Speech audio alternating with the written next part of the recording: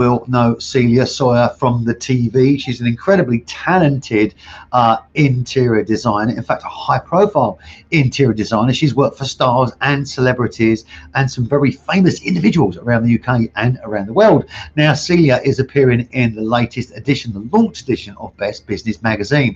Now, her background is art, it's interior design. She's a very flamboyant lady. You'll always see Celia dressed absolutely immaculately.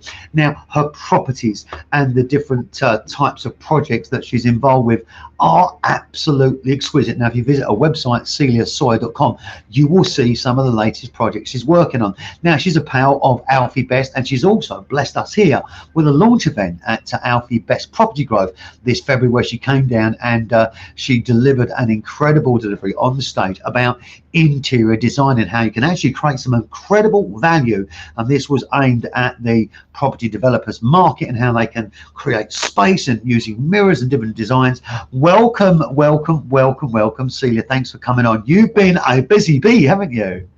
Yes, I have. I've just come back from a nice, very cold, windy building site, looking at a project. But yeah, there's a lot on at the moment. I think what's happened is I'm very lucky, let me just say, because in this horrible time for a lot of people, I do understand. And I feel quite bad about saying I'm busy, because I know a lot of people are not busy. But I think what it is that because for the first time ever, the property market hasn't been hit as much as maybe some other businesses in a crisis. And also people are wanting to stay at home more. So they are working on their homes. And so hence I'm brought in to help them, to improve them.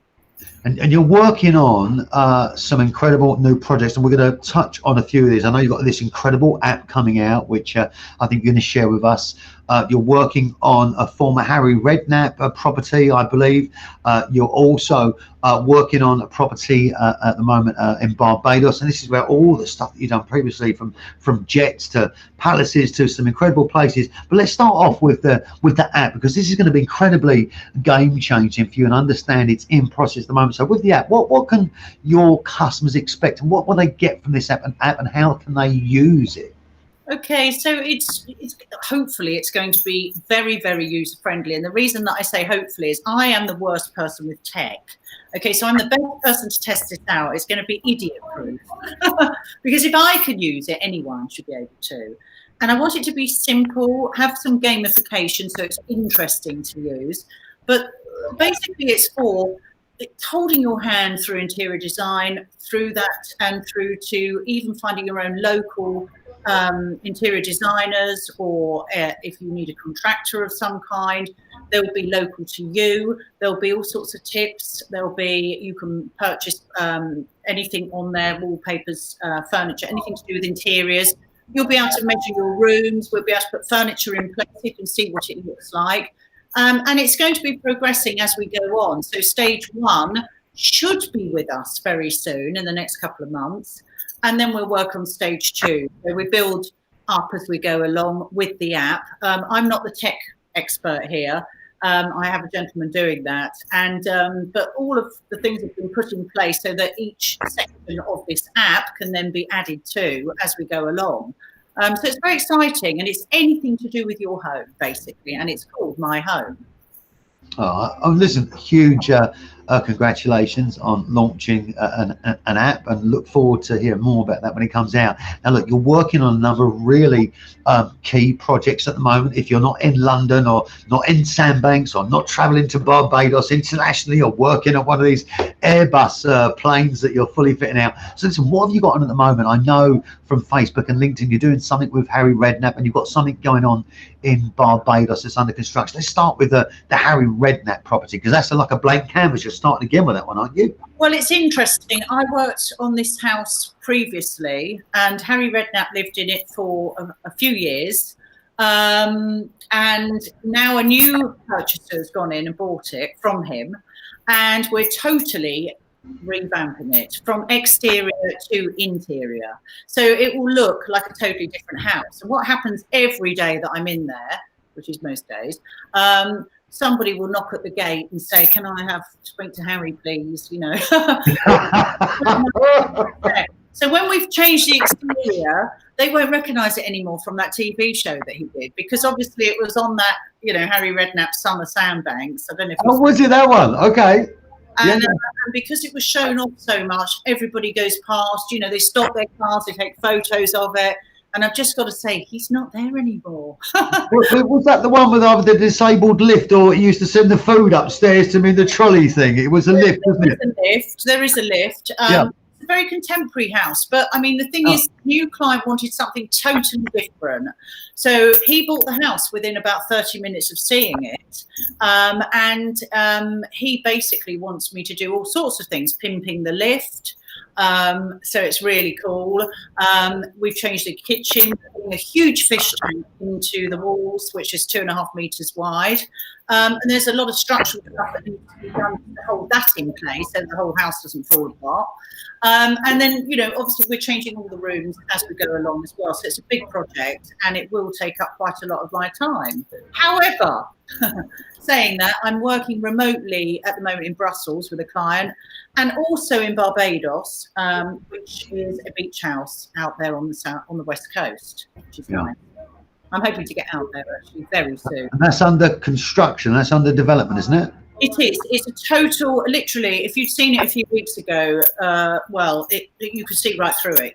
Everything came off the roof, but we kept the structure because it was quite solid. And so what's being built there is from a very twee, I would say Dutch style type of property with the little roof that goes up like this. Yeah, Dutch colonial. Yeah. To now a flat roof, very textured, modern, and something that they don't have in Barbados, because I've sourced everything from the UK to make it extremely contemporary, because what they think contemporary is over there is not the same as contemporary here. They are 10, 15 years behind because they're a small island, the design process. So I'm taking it to a different level out there. Yeah, and how are you getting on? Because I know from speaking with Alfie and watching the containers leave here, Alfie would buy always lots of different products and furniture, and pretty much everything would get shipped in containers from here at headquarters at Wildcrest, and ship it out to Barbados. Then, of course, travel out, and you're unpacking, aren't you? How do you get on with the container service? Going into Barbados, it's not easy, is it? Well, it's funny, isn't it? Because I think it's quite a sort of full of sharks type of business, if I can say that. I rang round because it's always a bit of one of those dark areas that you just don't know how to go about it. And when I rang around a couple of companies, I got various quotes for a 20-foot container, which went from sort of like £7,500 down to $2,000 for the same product. And basically, there are only really 2 companies that ship transatlantic anyway, so the cost shouldn't vary that much. And I managed to find someone really, really good in the Bahamas who knows all about the Caribbean, who helped me out a lot with this. And if it wasn't for him, actually, I would have probably been ripped off.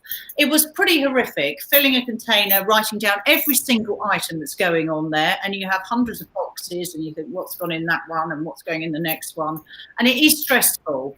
But once you've done it once, you can do it again. You sort of get your head around it, but it's quite hard. Absolutely. And look, and thanks for sharing. This is really fantastic stuff. I mean, your background is incredible, coming from the TV, from Forums, a program called Forums, and then coming on to Your Home in Their Hands, which was around 2014, if I remember. And that was getting something like 3 million viewers a week. So you're a very well-known lady.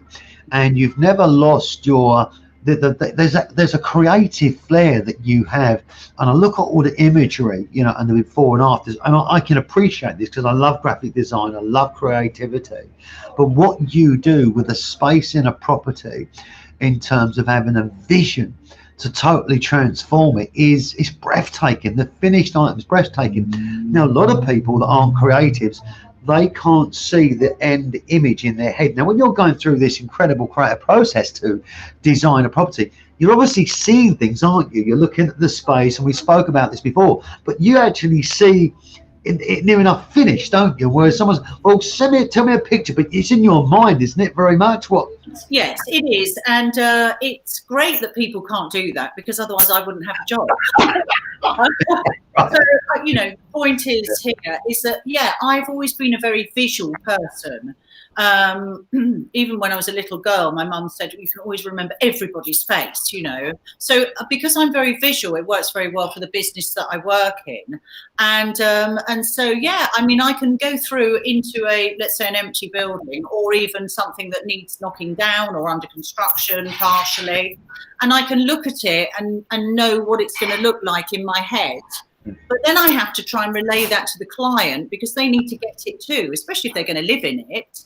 I can't just keep it in my head. I've got to try and get that out and show them drawings, lovely sketches, colours, and go through it with them so that they're happy before we start spending the money, Absolutely. And when I look at what you do, it's pretty incredible, because you've worked on some very, very expensive projects and some other projects where you've worked with some very high profile individuals and businesses, but they're on a tight budget, where you've managed to bring that in, but it all still looks $1 million+ dollars. How do you do that? Because it's not always about, hundreds of thousands and millions of pounds. Sometimes you're restricted, which means you have to be even more creative in terms of delivering that perceived value. How do you do that?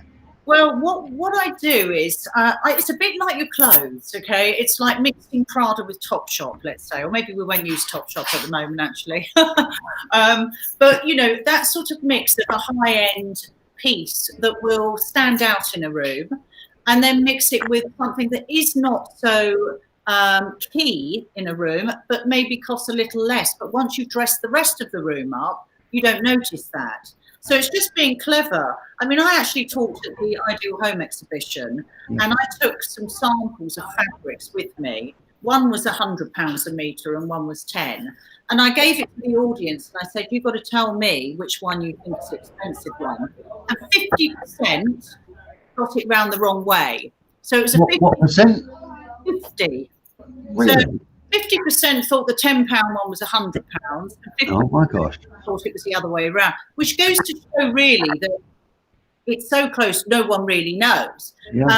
And basically, actually, they were both from the same mill. So somebody's marketing that much higher than the other person. That's basically what's happening there. And the quality was the same. Because with a fabric, if you're going to sit on it, it's termed in rub tests, which means how many times you can rub against it before it wears out, basically, for people that don't know. And they're both the same. So they both have the same durability as a fabric. So it's quite interesting to do that little test on people. So it's about, using those type of things that you pick up and putting them, a sofa could be a big item, but if you're going to spend £10 a metre instead of £100 a metre, you've saved yourself a lot of money. Yeah. It's incredible. I love what you do, because the imagery of the finished item is incredible, and there's so many different photographs you've shown me. Yes. I wanted to ask you something. We spoke actually a few months ago, and you told me an incredible story of kind of how you got your break. And if you remember the story we spoke about, there was a footballer or something, and you got a break by doing something, and a guy helped you or gave you an invite to somewhere, and you ended up doing something, but it gave you a big break. Do you remember that story? Well, I remember a story about the TV, if that's the one you mean, but there's also with the property, I literally started I started doing my own project. And then what happened was an agent came round and people came round to look at it, because I built another floor onto the top of a flat in London. And because they came to see it, they basically said to me, oh, wow, it's amazing. They raised the ceiling price of the road. And it got a very high amount of money. I made good money on that particular project. And then from that, other people asked me to do theirs. So that's where it escalated. And then I ended up working with, the agents would recommend me.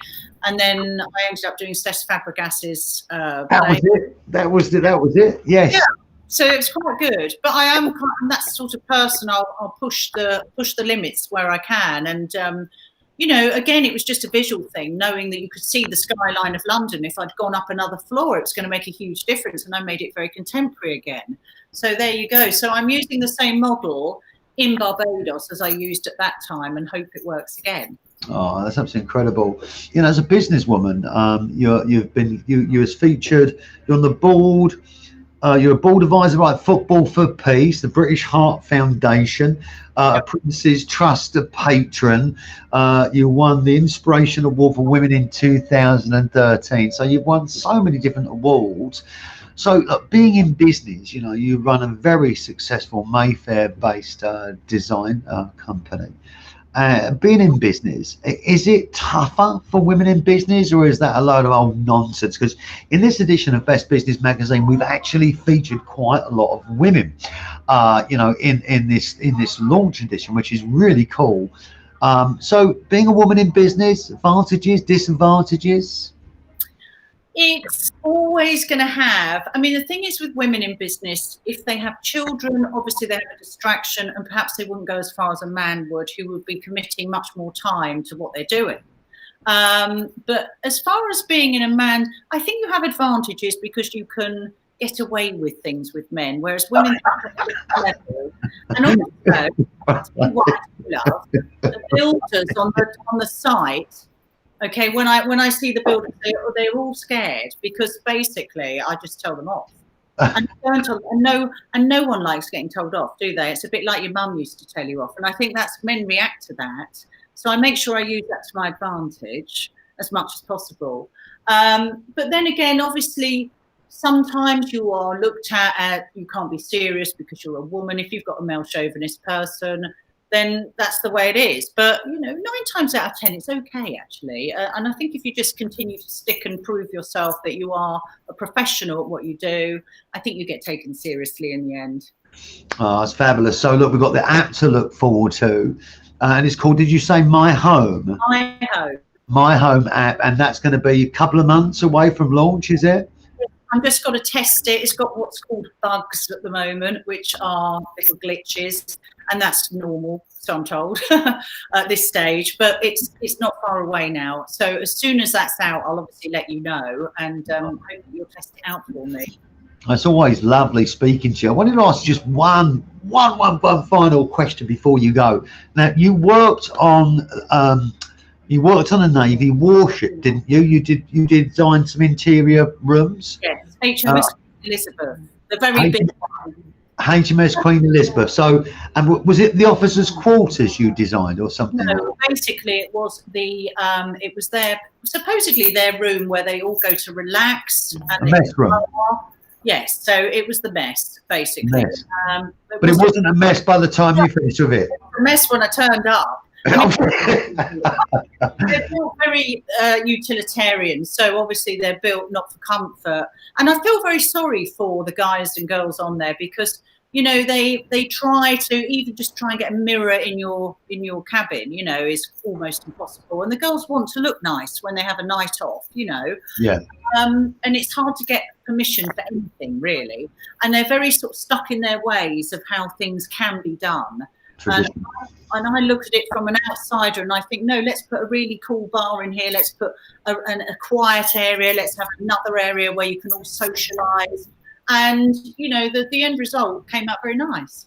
Yeah. So, and what's the most unusual place you've worked or location you've worked in? Perhaps it was a very difficult, challenging place, or it was a challenging environment, or one that perhaps is the best memory that you have today. What was that place, location? I think it's not so much the location, it's who I'm working for. When I'm finding that I'm working with people, like, for instance, right at the moment, I'm working with a really nice family who just say to me, you know, they trust me totally and they want to make it nice. So they do want to spend a little bit more money just to get it looking just that bit better, you know, than, you know, the average.